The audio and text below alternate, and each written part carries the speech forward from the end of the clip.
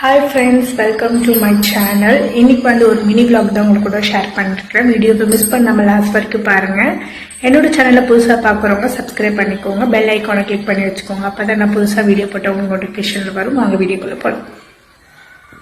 Morning எழுந்திரிச்சோன்னே ஒரு 6 to 7 பாதாம் நைட்டே ஊற வச்சு தோல் உரிச்சிட்டு அதை சாப்பிட்டுட்டு ஆலிவேரா போட்ட பட்டர் மில்க். இது ரொம்ப உடம்புக்கு ஹெல்த்தியானது. இதோட ரெசிபி வேணும்னா செக் அவுட் பண்ணி பாருங்கள், என்னோடய ஷார்ட்ஸில் போட்டிருக்கேன். மார்னிங் பிரேக்ஃபாஸ்ட்க்கு பீனட்டும் மேங்கோவும் போட்டு நானே ஹஸ்பண்டும் சாப்பிட்டோம். மதியானம் லஞ்சுக்கு ஒயிட் ரைஸ், மாங்காவும் முருங்கைக்காய் போட்ட சாம்பார், மாம்பழம் வச்சு அப்பளம் தொட்டுட்டு ரசம் தயிர் இருந்துச்சு. அதை சாப்பிட்டு முடிச்சுட்டு ஒரு 3 வீக்ஸாகவே நான் வெஜிடபிள்ஸ் எதுவுமே வாங்கலை. அதனால் உடனே நாங்கள் சந்தைக்கு கிளம்பி போயிட்டோம். சந்தைக்கு போயிட்டு ரொம்ப ரஷ்ஷாக இருந்துச்சு. காய்கறி ரேட்டுமே ரொம்ப அதிகமாக தான் இருந்துச்சு. 500 to 600க்கே நான் ரொம்ப கம்மியான வெஜிடபிள்ஸ் தான் வாங்கிட்டு வந்தேன். அதுக்கப்புறமேட்டு அது எல்லாமே அரேஞ்ச் பண்ணிவிட்டு எல்லாமே எடுத்து வச்சுட்டு ஒரு ஸ்ட்ராங்காக ஒரு மசாலா டீ போட்டு குடிக்கலாம் அப்படின்னு சொல்லிவிட்டு இந்த பக்கம் பால் காய வச்சுட்டு இந்த பக்கம் டீ போட்டிருந்தேன்.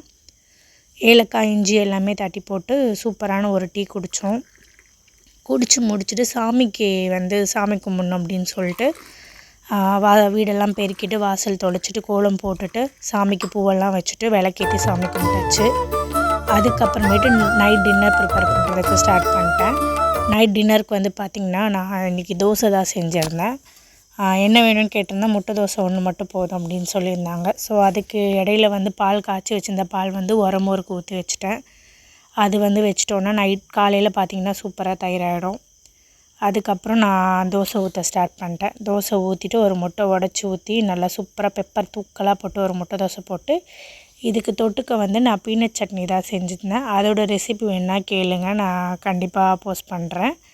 ரெசிபி எடுத்து வச்சுருக்கேன். தோசை வெந்துட்டுருக்க டைமில் சைடில் அந்த சின்ன சின்ன வேலையெல்லாம் பார்த்துருந்தேன். பாதாம் ஊற வைக்கிறது, பாத்திரம் கழுவுறது, அதெல்லாம். அதுக்கு நடுவில் தோசை வெந்துடுச்சு. ஸோ தோசை எடுத்து வச்சுட்டு அவங்களுக்கு கொண்டு போய் பீனட் சட்னி வச்சு கொடுத்தேன். ரொம்ப சூப்பராக இருக்குது அப்படின்னு சொன்னாங்க. நீங்களும் கண்டிப்பாக ட்ரை பண்ணி பாருங்கள். நான் இந்த பீனட் சட்னியோட ரெசிபி ஷார்ட்ஸில் ஷேர் பண்ணுறேன்.